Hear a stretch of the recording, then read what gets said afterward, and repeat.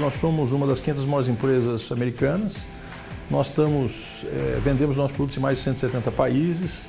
Temos fábricas e produção em todos os continentes. O ano passado foi um ano de faturamento na ordem de 11 bilhões de dólares. O Brasil é um hub importante de engenharia para a Massey Ferguson, como é a Índia, como é a China. A gente, por exemplo, tinha uma produção de tratores aqui que mandava para os Estados Unidos. Nós paramos.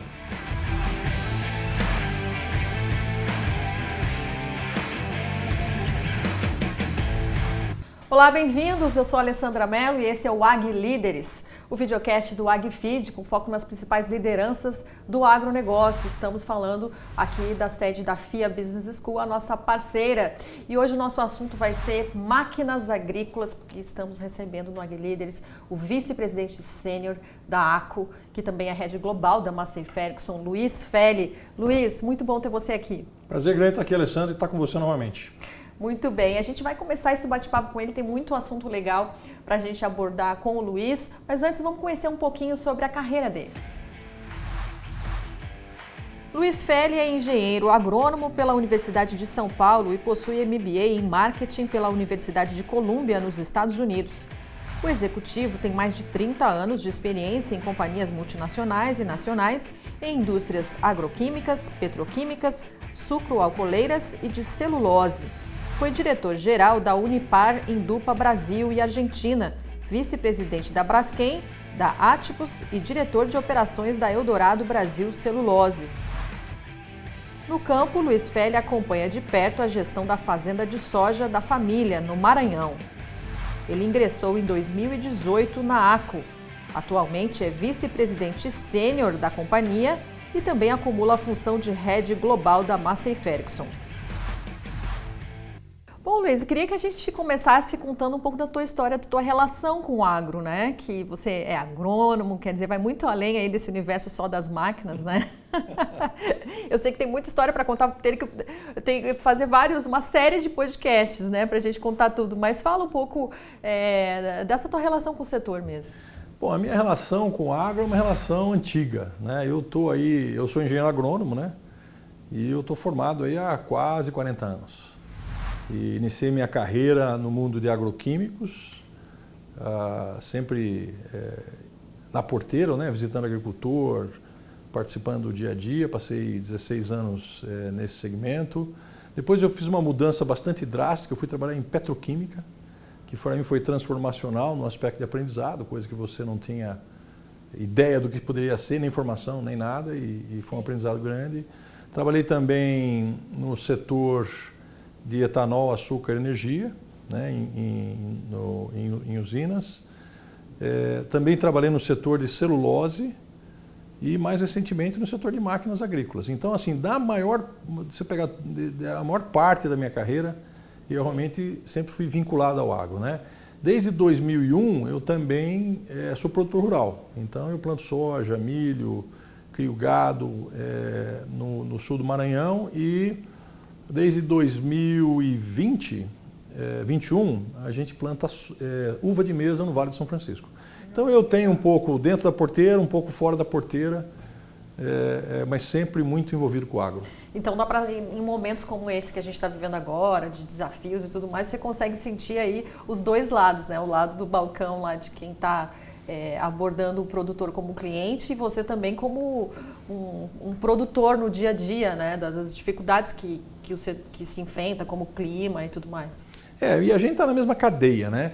Então, assim, como nós, como fabricantes de máquinas agrícolas, e nós estamos no mesmo mundo do produtor rural, a cadeia é uma só. Então, quando o produtor rural está num momento positivo, de bons resultados, de preços bons de commodities, a gente fica no momento positivo, que a demanda aumenta, o nosso volume de máquinas cresce de maneira importante e vice-versa acontece, né? Quando os momentos de commodities agrícolas os preços estão baixos, o agricultor fica mais, como diria, mais conservador nas suas aquisições, nas suas compras, no seu crescimento, e aí a gente sente também do lado de cá. Então a gente está, como o pessoal brinca por aí, né? Junto e misturado. Sim, com certeza. Bom, e no setor de máquinas agrícolas, nessa trajetória aí de ACO, né? que alguns produtores ainda falam a GCO, mas a gente vai falar aqui no AgriLeaders ACO Corporation, né? Você agora já como vice-presidente sênior da empresa como um todo e também como head global da Massey Ferguson, qual foi a tua prioridade assim, quando você assumiu, né, esse negócio e que você acha que está conseguindo implementar em termos de estratégia? Não, acho que a primeira coisa, a prioridade, toda vez que eu começo um trabalho num ambiente que eu desconheço, ou numa empresa nova, ou com uma equipe nova, a primeira coisa é conhecer gente. É conhecer as pessoas, entender as dores, entender os desafios, entender o que é importante. Então, essa é a primeira passada. Aí a segunda é, muito bem, vamos entender as dores do negócio. Que são os desafios, quais são as oportunidades, quais são as áreas de melhoria. E com base nesse entendimento, criar uma visão de longo prazo, buscar criar uma inspiração para as equipes no entendimento de como nós vamos atingir esses objetivos. Né? E claro, sempre olhando quem paga a conta. Quem paga a conta, quem sustenta a razão da gente viver, de a gente existir como fabricante de máquinas, é o agricultor, é o produtor rural. Né? Então, ele é a nossa razão de existir. Então, é fundamental entender também as necessidades, os desafios, como isso evolui no tempo, né? Porque as nossas soluções têm que trazer resultados para o produtor. Nossas soluções têm que trazer mais eficiência, menor custo, mais rentabilidade, porque o produtor rural, na maior parte das vezes, ele produz e vende um commodity. Então, quem produz e vende o commodity não pode ter luxo. Ele tem que ser eficiente, ele tem que produzir bem, ele tem que produzir com baixo custo. Então, tudo que você conseguir em termos de tecnologia para fazer com que o produtor consiga isso, melhore a sua vida, aí nós estamos fazendo o nosso papel. Claro. Então, para mim, esses são os pontos-chave. Conhecer as pessoas, entender o negócio, os desafios e, principalmente, entender as dores e necessidades da razão da gente existir, no nosso caso, o produtor rural. Sem dúvida. Conta pra gente um pouco de como que a ACO está globalmente hoje, né? Que tamanho ela tem, que tamanho o mercado brasileiro tem dentro desse negócio? A ACO no mundo é uma empresa, nós somos uma das 500 maiores empresas americanas. Nós vendemos nossos produtos em mais de 170 países, temos fábricas e produção em todos os continentes, né? Ou seja, a gente está para todo lugar. O ano passado foi um ano de faturamento na ordem de 11 bilhões de dólares. A gente está num momento de desafio do mercado de máquinas agrícolas global, porque ele sempre está amarrado na rentabilidade do produtor, que está associada aos commodities. Né? Então é um momento mais desafiador, mas a ACO continua fortemente comprometida com trazer soluções que agreguem valor ao produtor. Então, por exemplo, o ano passado já era um ano que você já via que o mercado estava caindo. Nós investimos 2 bilhões de dólares na aquisição da Trimble, uma empresa de tecnologia tradicional que tem uma série de tecnologias super importantes, para justamente fechar um gap que a gente tinha na área de tecnologia. Né? Precisamos, nos últimos anos, aí, mais de 2 bilhões e meio de dólares em investimentos, adquirimos 6 empresas de tecnologia, ao mesmo tempo em que vínhamos desenvolvendo tecnologia. Né? Então, mesmo nos momentos em que você vê um ciclo mais desafiador, tanto para o produtor quanto para o mercado de máquinas agrícolas, a gente não deixa de investir. Né? O compromisso é o mesmo. Mundo América do Sul. Mundo América do Sul na média, oscila, porque os mercados oscilam, mas na média 15% do faturamento global da ACO é na América do Sul, dos quais 70%, 72% é o Brasil. Olha, interessante. É um mercado muito importante. E isso se aplica a tudo, que tem aí os pilares, né? Massey Ferguson, Valtra, são quantas? Fendt. E isso se aplica a todos eles? Ou tem? Eu acho que a Massey Ferguson é uma das marcas mais tradicionais, né, do mercado brasileiro. Né? Não, no mercado mundial. A Massey Ferguson, a Massey foi criada por Daniel Massey no Canadá. Ela tem 178 anos, ou seja, daqui 2 anos nós vamos celebrar 180 anos da marca Massey Ferguson. Né? Começou como Massey, na década de 50 se fundiu com a Ferguson, que tem origem no Reino Unido, né? Um fantástico engenheiro chamado Harry Ferguson, sim, que criou tecnologias. O Harry Ferguson é um cara tão surpreendente. Então, por exemplo, todo trator, via de regra, todo trator fabricado no mundo, ele sai com um engate de 3 pontos atrás. Essa é uma invenção do Harry Ferguson. Ele inventou. Ele não só criou tratores, invenções como essa, tinha um sistema hidráulico que ele inventou que era super diferenciado, e até carro de Fórmula 1 Harry Ferguson chegou a projetar. Sim. Né? Essa era a dimensão desse grande inventor. Então essa fusão em meados da década de 50, mas realmente é a marca mais tradicional da ACO e a marca, como diria, uma das marcas mais tradicionais do mundo de máquinas agrícolas. Né? A Fendt é uma marca, e nós temos 3 marcas e a gente posiciona, na verdade 4, uma marca de tecnologia, toda a área de tecnologia nossa a gente chama de PTx, né?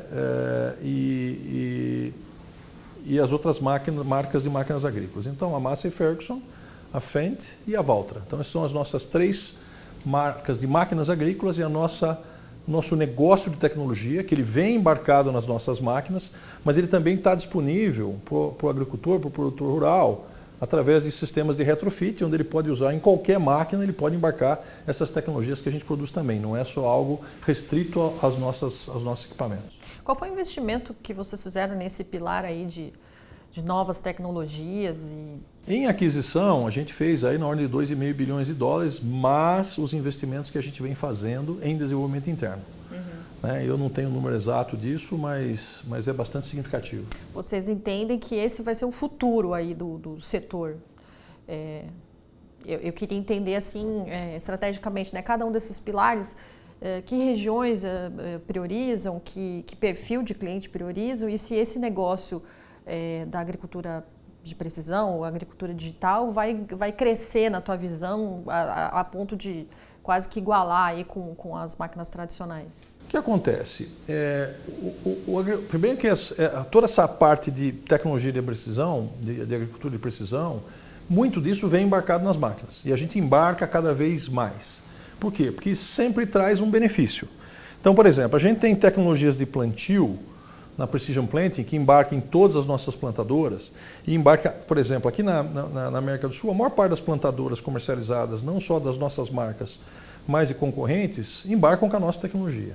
É uma tecnologia que permite questões assim que são incríveis. Então, por exemplo, conforme você vai medindo no fundo do sulco a característica do solo, você pode alterar a população de planta por hectare.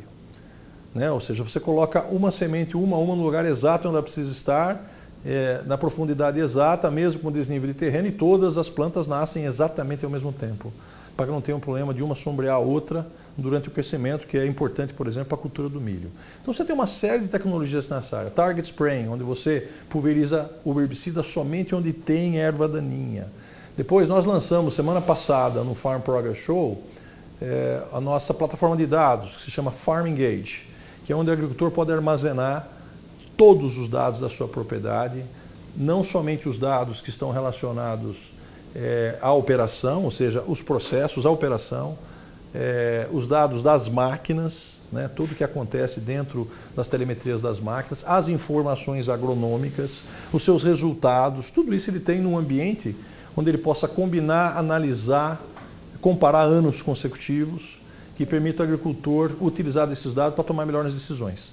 E muitas decisões ele pode tomar online, acompanhando por todo esse monitoramento que é possível das máquinas e que automaticamente fica integrado dentro da plataforma de dados. Então, toda essa evolução tecnológica, essa questão de embarcar a tecnologia, está muito associada a qual o benefício no aspecto produtividade, no aspecto redução de custo, no aspecto ganho de eficiência que nós vamos trazer, ganho de qualidade que nós vamos trazer para o produtor. Então, esse é o foco. Como a agricultura está ficando cada dia mais sofisticada, e hoje a gente tem muito mais ferramentas, máquinas agrícolas hoje, a quantidade de computadores de bordo, de softwares embarcados é uma coisa fenomenal. Não se imagina uma máquina agrícola hoje sem software. Eu costumo dizer que uma máquina agrícola hoje, via de regra, tem mais tecnologia que um carro de luxo. Porque ela tem demanda muito mais significativa do que um carro de luxo, sim, do ponto de vista de tecnologia. E a tendência disso é continuar para trazer eficiência para o produtor. Basicamente, essa é a razão da nova tecnologia. Tecnologia embarcada que não traz resultado é custo. Sim. Então, você só tem que embarcar o que o agricultor precisa, que vai trazer resultado para ele. Não é só para ostentar, como Nada diria. Disso, de jeito nenhum. Bom, a gente vai agora para o nosso quadro especial Super Safra.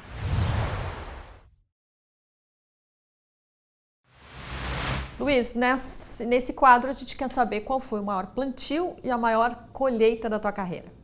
Olha, minha carreira tem muita coisa, Eu andei por vários segmentos, tive a oportunidade de trabalhar com gente em diversos lugares e muito aprendizado, Às vezes você mudar de ambiente, trabalhar com gente diferente, trabalhar em segmento diferente, mercado diferente, o nível de aprendizado é monstruoso. Quando você sai do mesmo segmento para o próximo segmento, igual ao que você está, você aprende muita coisa. Mas quando você vai para um negócio completamente diferente, você aprende muito. Mas o que eu tenho mais orgulho de olhar para trás e ver foi o momento em que eu passei numa empresa que trabalhei, onde a gente fazia investimentos em novas unidades agroindustriais de produção de açúcar, etanol e energia em ambientes completamente de fronteiras agrícolas, onde as pessoas nunca tinham trabalhado numa empresa em geral mais organizada, né, e ver quão transformacional era a vida das pessoas, a comunidade, do ponto de vista social, do ponto de vista econômico, com a chegada do investimento no ambiente daquele. Então era uma alegria você participar e ser parte dessa construção. E é fantástico, isso da minha carreira, mas eu acho que isso a gente vê o tempo inteiro nesse Brasil, como o agronegócio brasileiro, quando ele se estabelece e começa a crescer numa região, como ele transforma essa região, do ponto de vista social, do ponto de vista econômico, mesmo do ponto de vista ambiental, né? O agricultor brasileiro é dos agricultores mais coerentes, mais ambientalmente corretos do mundo. O agricultor brasileiro vive assim, não, mas tem isso, não sei quem desmatou lá ilegalmente, mas essa é a minoria, infelizmente é a minoria que ganha, como diria, ganha as letras dos jornais, né? Mas a grande maioria não, a grande maioria tem uma responsabilidade social enorme, a grande maioria tem uma responsabilidade ambiental. O agricultor brasileiro, ele mantém reserva legal ao seu próprio custo, ele reserva 25%, 30%, 35% da sua área para isso. Então são coisas fantásticas que a gente vê nesse agronegócio, tudo isso ligado a essa transformação que ele traz. E eu tive a oportunidade, num momento da minha carreira, de viver esse momento. Ver essa transformação, né? É isso aí. E a pior quebra de safra que você já enfrentou? Foi no ano de 2009, quando na minha propriedade, onde a gente perdeu mais de 40% da soja no pé, porque choveu tanto que a gente não conseguia colher. E foi a primeira vez que isso aconteceu, então foi um momento de muito desafio para mim pessoalmente, entender como lidar com isso tudo, como sobreviver no momento de estresse, no aspecto como empresário, né, como produtor rural, e foi uma lição muito grande. Eu acho que esse foi o grande desafio. As outras vezes que isso aconteceu, aí para o momento de seca, a gente estava muito mais preparado e reagiu de uma forma completamente diferente, né? A segunda vez que isso aconteceu, a gente viu as oportunidades na região e cresceu o negócio, quase dobrou de tamanho. Né? Falou assim, nossa, o que nós estamos fazendo? Está todo mundo com dificuldade, tem gente que não quer mais, nós queremos. E vamos para cima. Enfim, tudo na vida é aprendizado. O que não te mata te transforma, te torna mais forte. Com certeza, sem dúvida. Muito boa essa história também. Bom, a gente vai fazer um intervalo de alguns segundos e voltamos já nessa conversa aqui com o Luiz Feli, que é vice-presidente sênior da ACO, nessa gigante de máquinas agrícolas que tem marcas aí tradicionais como Massey Ferguson, Valtra e outras. Até mais.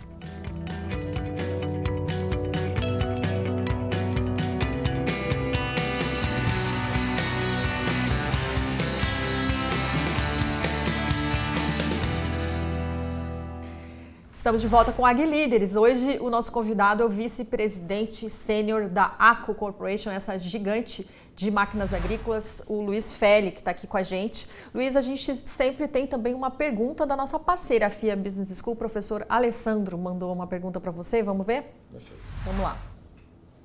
Olá Luiz, tudo bem? Meu nome é Alessandro Silva, sou professor aqui na FIA Business School, onde também atuo como coordenador do Lato Senso. A minha pergunta para você é o seguinte: considerando toda a pressão atual e toda a preocupação que nós estamos tendo com as variações climáticas no mundo e também toda essa tecnologia que está vindo, como que vocês planejam conciliar o atendimento à agricultura tradicional e ao mesmo tempo implementar soluções sustentáveis para o futuro?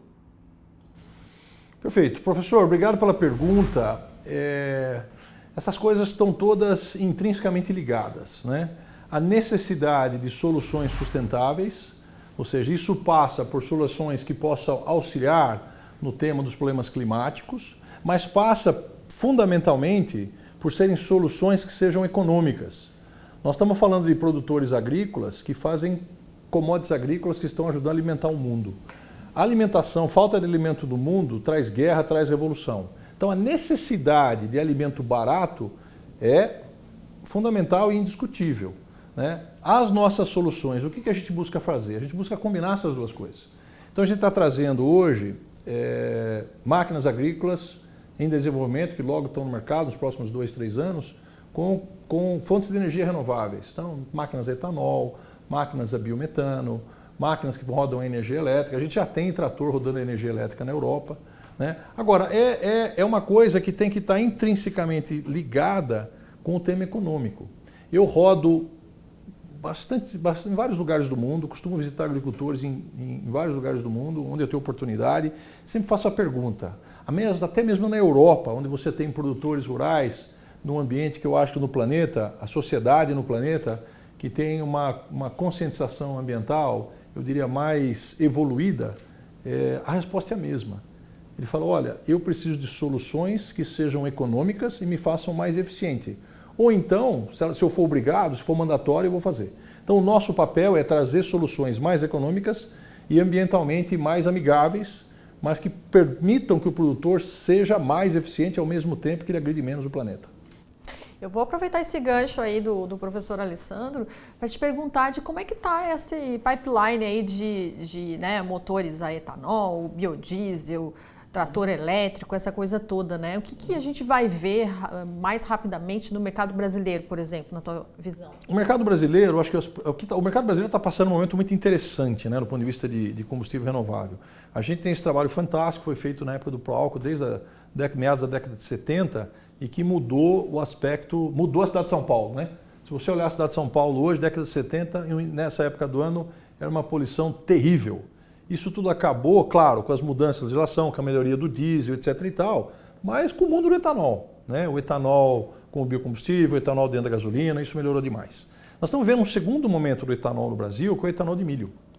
O etanol de milho, a expansão do etanol de milho no Brasil vai colocar etanol a baixo custo no Cerrado brasileiro, né? Pensa que o Cerrado brasileiro é caro para tirar o milho de lá e trazer aqui para baixo.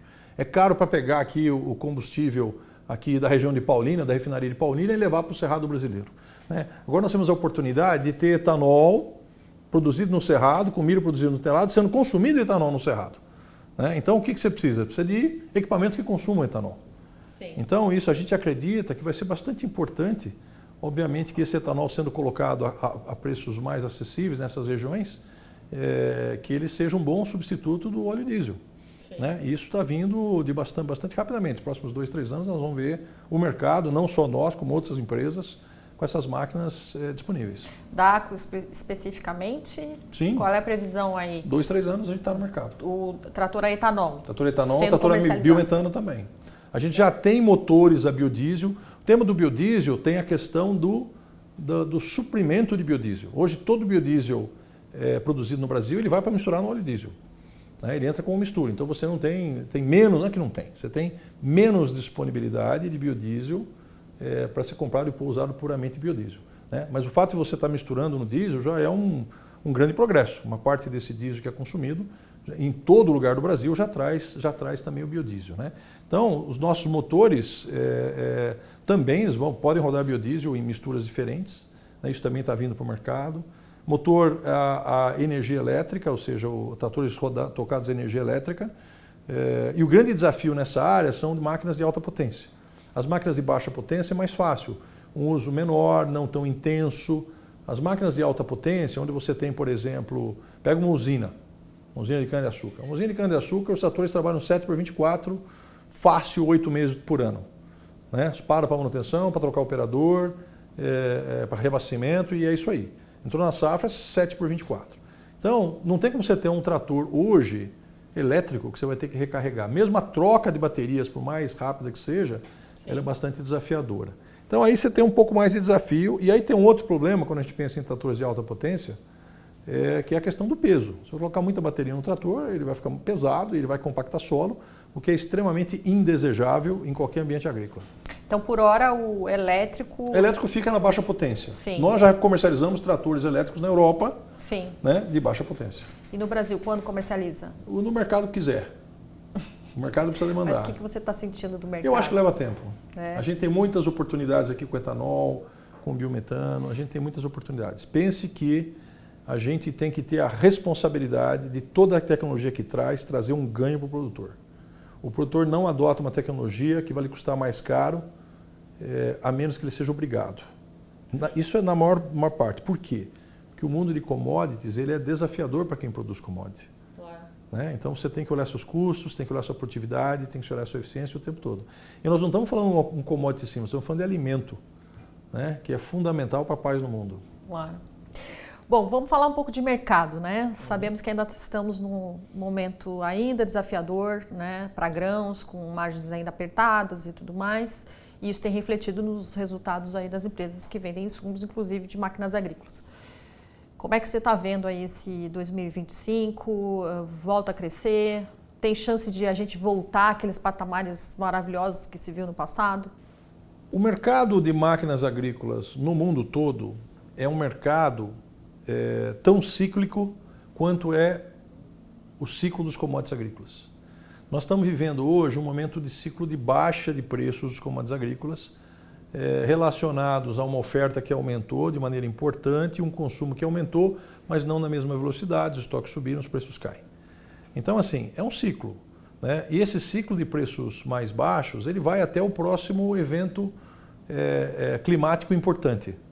Né? Você tem um evento importante numa parte do planeta que impacta a produção, você já tem uma mudança nesse ciclo. Né? Então, nós vamos ter um ciclo de alta de máquinas agrícolas, como vamos ter também um ciclo de alta dos commodities agrícolas. Então, começa com o ciclo de alta dos commodities agrícolas, os preços sobem, o agricultor vê a sua rentabilidade melhorando, ele costuma investir mais, ele quer mais tecnologia, ele quer expandir sua produção, sua área, ele precisa de mais máquina, ele renova a frota na busca de mais eficiência, de menos consumo de combustível, de mais eficiência operacional, de menos custo de manutenção, enfim. Então ele faz toda essa renovação, ou ele faz uma expansão, e o mercado nosso cresce nessa sequência, né? Sim. É um ciclo e ele vai voltar, não tenha dúvida. Sim. Bom, no início do ano, acho que era lá por maio, mais ou menos, eu conversei com o executivo da ACO, que falava que talvez haveria um crescimento de 5% aí para as vendas na América do Sul.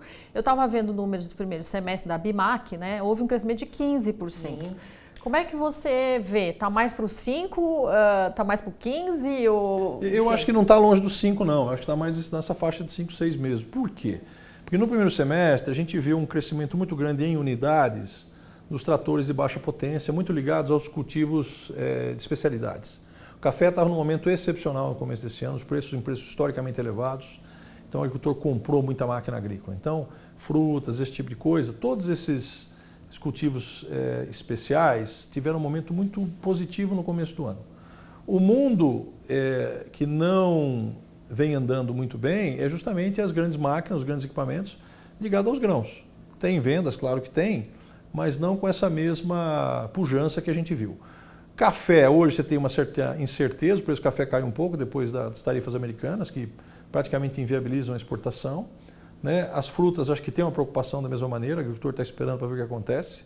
Né? Algumas frutas estão inviabilizadas para exportar para os Estados Unidos. Nós não somos um grande exportador de fruta, né? A maior parte da nossa fruta é consumida no mercado interno, mas um pouco que sobra de fruta da exportação impacta bastante o preço do mercado interno. Né? O preço cai não por uma grande quantidade de superávit em relação à demanda, uma pequena quantidade de oferta a mais já derruba preço.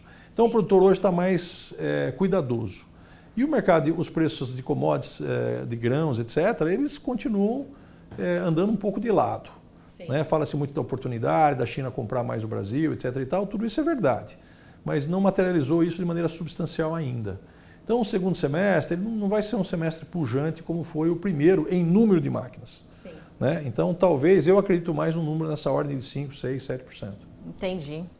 E a situação das RJs e o crédito restrito também tem sido uma realidade, né, com muitas das empresas que a gente conversa. Nos negócios da ACO, de que forma eles repercutem? A gente não tem, honestamente, a gente tem impacto zero de RJ. Né? Ou seja, nós temos a comercialização das nossas máquinas através de concessionários. As vendas de máquinas agrícolas, mesmo dos concessionários, elas são feitas com financiamentos, né, bancários. Raramente o pessoal não se vende máquina a prazo a não ser financiada, ou se vende máquina à vista, ou se vende máquina nova financiada. Isso é a maioria. Sempre tem exceção, né? Tudo que eu falo aqui vai ter sempre uma exceção.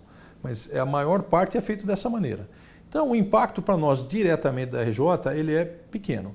O impacto ele é indireto a partir do momento em que existe RJ e os bancos ficam um pouco mais preocupados e passam a ser mais restritivos em crédito. Né? A RJ é uma ferramenta que tem sido usada, eu acho, de forma inadequada. O produtor é gente de muito boa fé, né? E muitas vezes eles são mal orientados, né, a utilizar dessa ferramenta, achando que tem um grande benefício. Um grande benefício normalmente para quem orienta o produtor a fazer isso. Para o produtor em si não é um bom benefício. Sim. Né? A longo prazo ele fica super restrito em crédito, ele não tem mais crédito em banco nenhum e a vida dele fica bem mais complicada no aspecto de crescimento, desenvolvimento. Então, é uma ferramenta que mais atrapalha o produtor do que ajuda, cria uma incerteza grande que os bancos têm que se proteger e passam a fazer isso, a restrição de crédito aumenta e as oportunidades de negócio para o produtor e para todo mundo que está na cadeia diminuem. Então, esse é um impacto indireto, né? Mas houveram RJs, mas eu acho que ainda eles são, no escopo completo do agronegócio, é pequeno. Entendi. É muito barulho, porque cada RJ é um grande barulho. Uma RJ, ela é ouvida no Brasil inteirinho, e é uma coisa ruim. Né? Então, qualquer coisa que aconteça, todo mundo ouve, fica sabendo e a inquietude aumenta. Mas no cômputo total é relativamente pequeno. Que bom. Bom, a gente vai agora para mais um quadro especial, que é o Insight Fértil.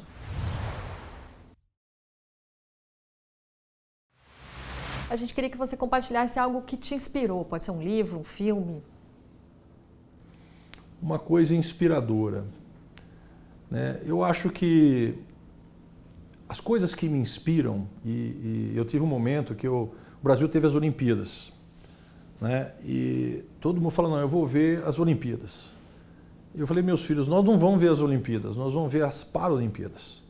E levei meus filhos para assistir as Paralimpíadas. Para mim é inspirador o que pessoas que com dificuldades, com limitações físicas importantes fazem, superando a maior parte dos indivíduos comuns que tem todas as faculdades, vamos assim dizer, né? Então, o que me inspira é gente que tem desafios pessoais grandes fazendo coisas maravilhosas. Isso, para mim, é emocionante e é muito inspirador. Isso me obriga a ser uma pessoa melhor, ser um executivo melhor, ser um pai melhor, ser um ser do mundo melhor, um cidadão melhor.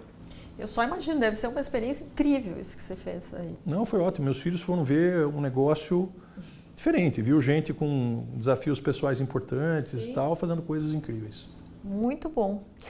Obrigada, Luiz. A gente ainda tem mais um bloco, tem muito assunto ainda importante que a gente quer saber, os planos futuros da ACO, né, para o Brasil. O que será que a empresa está reservando aí em termos de futuro, as suas apostas aí para o mercado brasileiro de máquinas agrícolas? A gente volta já já com o Luiz Feli. Até mais.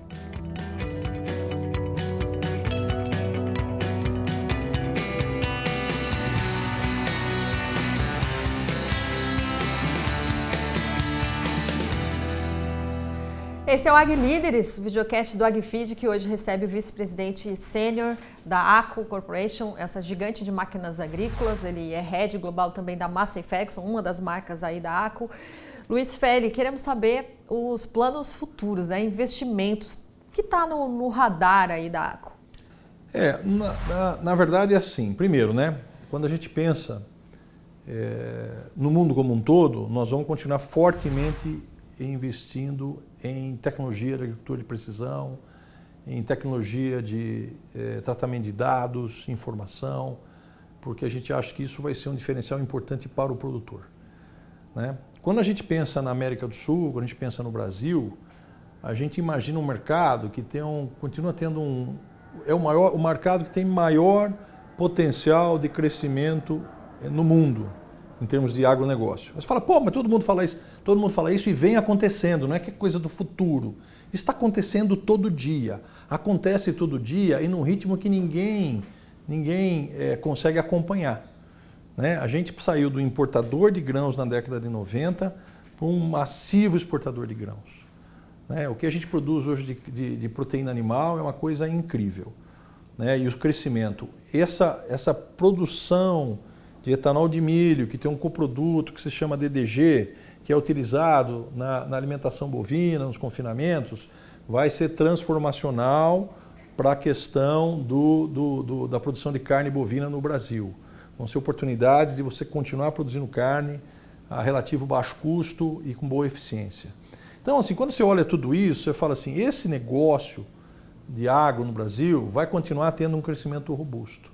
Então, para nós, como ACO, é assim, a gente quer ser parte desse processo, desse crescimento, e os investimentos aqui, eles vêm tanto em desenvolvimento de tecnologia, como eles vêm em expansão de capacidade quando é necessário. Então, assim, nós estamos, a MASSE, por exemplo, ela está expandindo a sua capacidade de engenharia no mundo, hoje focada em países onde tem engenharia de qualidade e custos mais baixos do que a engenharia do primeiro mundo. Então, o Brasil é um hub importante de engenharia para a Massey Ferguson, como é a Índia, como é a China. Nós temos uma engenharia forte na Europa, na França, a gente tem uma engenharia forte nos Estados Unidos, no Kansas, mas a gente está expandindo a engenharia nesses lugares. Nós temos um centro, ACO aqui, o Centro Global de Tecnologia, de Desenvolvimento de Tecnologia de Plantadoras, é aqui no Rio Grande do Sul. Então, no Rio Grande do Sul, a gente desenvolve todas as tecnologias para plantadoras, para os equipamentos que nós vamos usar e vendemos no mundo inteiro. Ou seja, o Brasil ele não é só estratégico, como no aspecto de oportunidade de desenvolvimento pela competência das pessoas, dos engenheiros, da agricultura brasileira, mas também pelo potencial de crescimento que essa agricultura tem. Então, nós estamos na terra de radar o tempo todo. Sim. Fusões, aquisições, enfim, a última que vocês fizeram foi essa questão aí da Trimble, né, que criou esse pilar do PTx, né? Tem mais mapeadas aí? A gente vai ver mais movimento? A gente tem um pipeline de aquisições o tempo todo. A gente está o tempo todo olhando, o tempo todo avaliando, elas variam de tamanho, variam de oportunidade. A gente colocou um foco muito grande nessa área de tecnologia, vai continuar olhando. E é uma atividade ongoing. Sempre tem um pipeline, sempre tem uma atividade sendo feita e uma decisão sendo tomada. Pode sair algo esse ano ainda ou seria para o ano que vem? Não posso precisar, porque como eu disse você, todo dia tem avaliação do pipeline de aquisição, às vezes não está amadurecendo, não está no momento. Aquisição sempre depende do outro lado, né? Precisa querer vender. Claro. E em termos de investimentos assim, no Brasil, tem alguma perspectiva de mais aumentar investimentos, manter para o próximo ano em relação a esse ano? Não, nós estamos mantendo os investimentos. Nós estamos num ciclo de baixa, automaticamente você tem menos vendas, menos resultados, é um pouco menos de tudo, mas a gente acredita no investimento em tecnologia, no investimento em inovação, né, como algo, é uma equação de contínuo e de longo prazo. Então a gente não altera isso, a gente segue investindo forte aqui no Brasil, pelo contrário, nós estamos aumentando o número de pessoas na área de inovação aqui. Que bom. Num momento mais crítico aí das dificuldades de quedas mais expressivas nesse mercado, as empresas desse segmento também, inclusive, pararam algumas fábricas, né, deram férias coletivas e tudo mais. Como é que está isso agora? Eu acho que isso está equacionado, né? Eu acho que isso aí, esse ajuste que as empresas como um todo fizeram, vinha muito forte. O ano de 2023, a gente passou aí uns 2, 3 anos correndo atrás do prejuízo, entre aspas, no aspecto de buscar produzir mais máquinas no mercado que tinha uma demanda muito forte. Aí você depende dos seus fornecedores, dos sistemistas que fornecem peças, o mercado sobrecarregado também nessa área. Então passou 2, 3 anos num ritmo muito forte de produção para atender uma demanda de mercado. Isso foi aí 21, 22, 23. Quando chegou no início de 24, o mercado teve uma redução rápida, né? Ou seja, os preços commodities caíram de maneira importante ali em março, abril de 24, e aí houve o próprio mercado de máquinas agrícolas deu um freio de informação. Só que você tem toda uma cadeia atrás que vem vindo atrás, né? Uma cadeia e isso é um trem cargueiro, não é uma bicicleta, né? É um trem cargueiro que vem vindo, ele demora para você ajustar a velocidade dele. Então, as empresas, quando fizeram esse tipo de trabalho, buscaram fazer esse ajuste, essas paradas e tal. Eu acho que isso hoje, no mercado brasileiro, no mercado global, está equacionado. Então, todo mundo se ajustou, está produzindo basicamente em função do que é vendido no varejo e está a produção em função do varejo. Então, não existe nem objetivo de estocar a máquina, e não tem nem necessidade de parar a fábrica porque já está ajustado esse ciclo. No caso da ACO, das fábricas, está ajustado? Não tem um plano de parar a fábrica. Nenhuma planta parada naqueles compasso de espera? Não tem nenhuma planta parada, todo mundo rodando. Entendi. Então isso já é uma boa notícia, né? De retomada assim, no mercado. É um ajuste, você está ajustando, produzindo para a demanda. Sim. Né? Desestocou a cadeia e tal e produzindo para a demanda. O assunto que eu também preciso falar com você é esse cenário internacional, que também tem trazido mais incertezas, né? Somando aí as que a gente já tem aqui internas, né? Tarifas de Donald Trump e tudo mais. Como é que isso impacta o universo da ACO? Assim, o universo de tarifas, a situação de tarifas no mercado americano, hoje o mundo inteiro está sofrendo com isso, né? Ou está tendo que se adaptar, na verdade. Vamos colocar isso como um momento de adaptação, de ajuste. Ainda está se consolidando, se solidificando e para a gente não é diferente, né? Então, primeiro, tem impacto dos nossos clientes que são exportadores e aí tem algum impacto na comercialização de máquinas para esse pessoal, né? Tem impacto nas plantas. A gente, por exemplo, tinha uma produção de tratores aqui que mandava para os Estados Unidos. Nós paramos. Não estamos mandando mais, paramos de produzir máquinas para os Estados Unidos. Então vamos começar a produzir máquinas para os Estados Unidos e na França. Porque a tarifa da União Europeia é menor que a nossa, daqui inviabiliza, vamos mandar máquinas da França para lá, né? Então esses pequenos ajustes a gente está fazendo, né? O que é natural. Agora, esse assunto de tarifas ele ainda precisa chegar a uma conclusão, né? A gente ainda está no meio da tempestade, não chegou ainda, não fez a travessia completa. Em algum momento isso vai se definir e uma vez que isso se defina, aí você pode tomar decisões mais de longo prazo. Hoje é preparar para a jornada, né? Preparar para a jornada e se adequando em função dos fatos que estão ocorrendo. Então, se a gente separar, por exemplo, Brasil e Estados Unidos, vamos lá, Brasil, né, a gente viu aí aproveitando a oportunidade de vender mais soja para a China, por exemplo. Beneficia um pouco em termos de vendas por produtor de soja brasileiro? Não. Eu acho que é assim, o que acontece? A demanda de soja no mundo, ela não vai mudar por causa das tarifas. Os Estados Unidos é um produtor de soja, né? Ele é superavitário, ou seja, ele é exportador de soja. Então não vai ter um aumento do preço da soja americana, porque ele vai pagar mais caro porque ele vai importar. Não, ele exporta. Então o que vai ocorrer vai ser um rearranjo dessa oferta de soja. A demanda existe, então assim, o Brasil possivelmente vai mandar mais soja para o Sudeste Asiático. Os Estados Unidos possivelmente vai mandar mais soja para a Europa. Esse mercado se rearranja de uma forma em que a oferta vai atender a demanda, mas com destinos diferentes. Uma coisa é carne brasileira para os Estados Unidos. Opa, agora não dá mais. O que vai acontecer? Bom, essa carne brasileira vai indo para outro mercado. A carne americana que é exportada está ficando dentro dos Estados Unidos, né? A carne de outros países, possivelmente a Argentina, vai mais para os Estados Unidos. Por quê? Porque não tem tarifa, acho que tem 10%, tarifa mínima, né? Então o mercado se reorganiza, levam alguns meses, não é questão de anos, é alguns meses, muito rápido. O mercado se reorganiza e vida que segue. Né? Vai ter alguma arbitragem de preço, talvez o frete uma outra distância é um pouco mais caro, então talvez vai liquidar o preço líquido no final vai ser um pouquinho menor e vice-versa, né? Ou às vezes o produtor vai pagar mais caro. Então, um exemplo da manga. Os Estados Unidos hoje, a manga que ele quiser, o americano quer chupar manga hoje, ele precisa da manga brasileira, porque nós estamos numa janela, que é a janela de produção da manga brasileira. Então assim, se não tiver manga brasileira, vai ter pouca oferta de manga. Então vai ter uma tarifa na manga, vai subir o preço e vai vender um pouco de manga nos Estados Unidos. Vai vender menos? Talvez.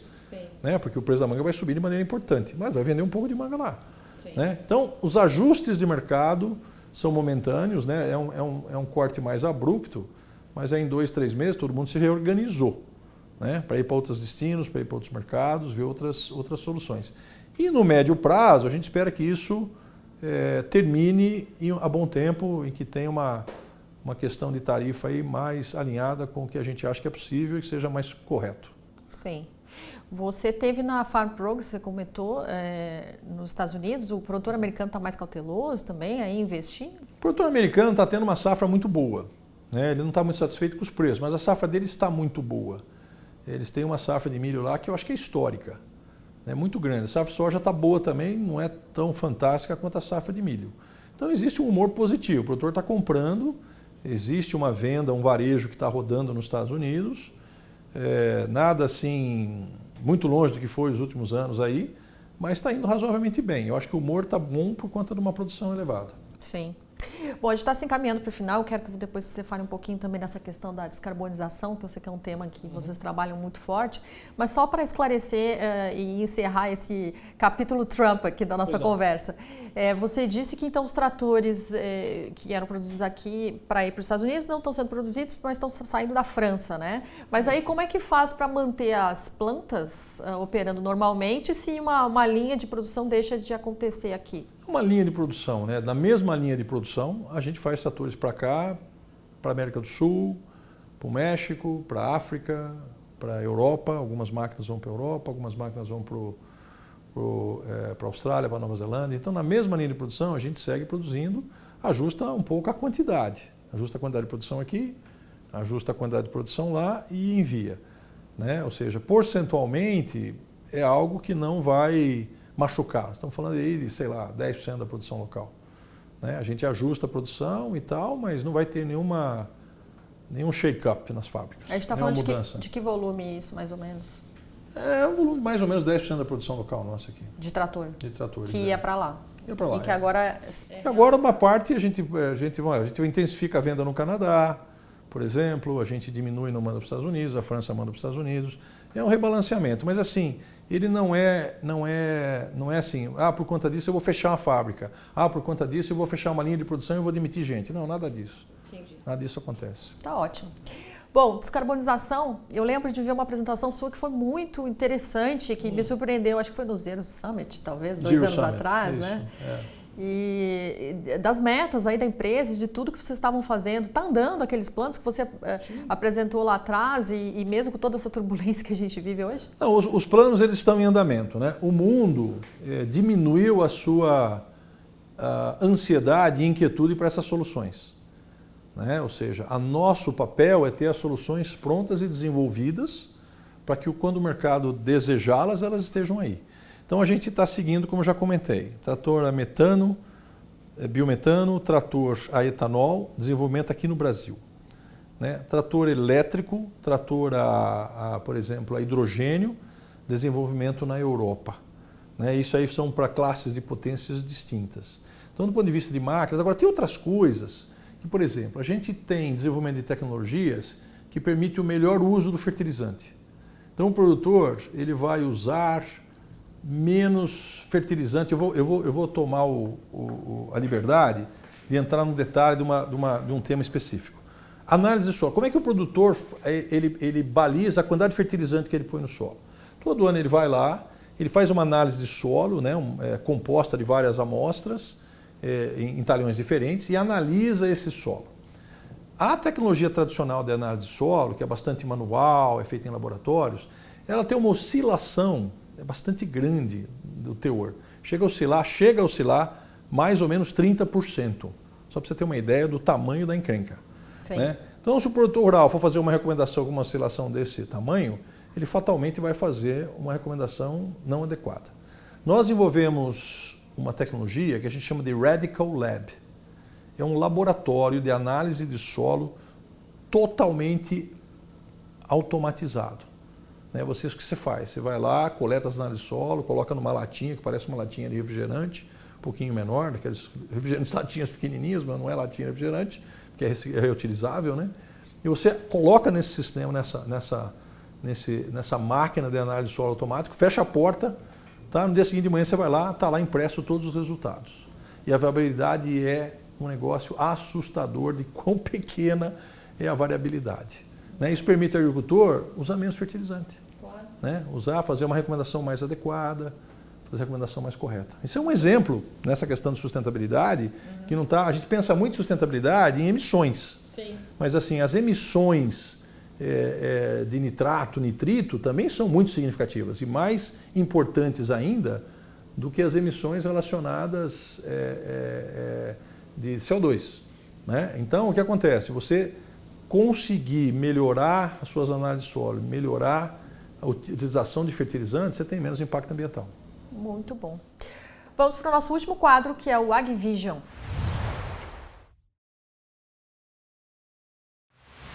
Luiz, qual é a sua visão de futuro aí para o agronegócio? Como que você vê o setor daqui a 10 anos? Olha, daqui a 10 anos nós vamos ter uma intensificação de uso de tudo isso que eu estou lhe falando, né? Nós vamos ter máquinas, já vamos ver um pouco de máquinas autônomas rodando no campo.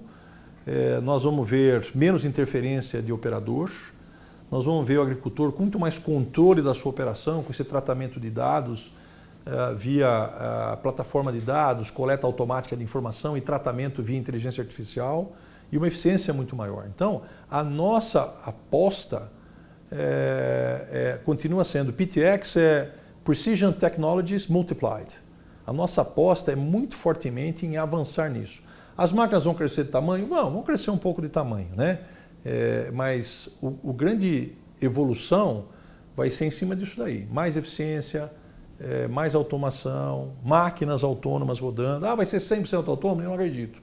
Tem um tema cultural, tem um tema de legislação, né? Ou seja, mas nós vamos ver muito mais, já está sendo um movimento importante, nós vamos ver muito mais drones de pulverização do que a gente está acostumado a ver.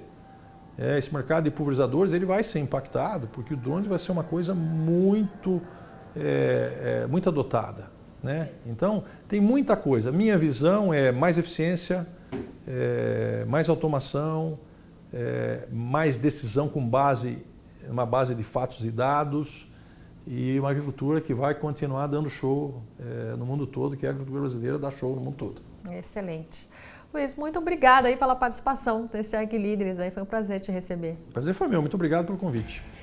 A gente agradece você também pela companhia nesse AgLíderes, que recebeu o vice-presidente sênior da ACO Corporation, essa empresa de máquinas agrícolas aí, dona, né, de marcas muito importantes no setor, muito conhecidas, como a Massey Ferguson, como a Valtra. E a gente vai encerrando por aqui o nosso videocast, lembrando que você pode nos acompanhar aí nos perfis das redes sociais, a gente mostra aqui na tela os perfis do AgFeed, né? E também pode assinar a nossa newsletter de forma gratuita no agfeed.com.br. Até a próxima!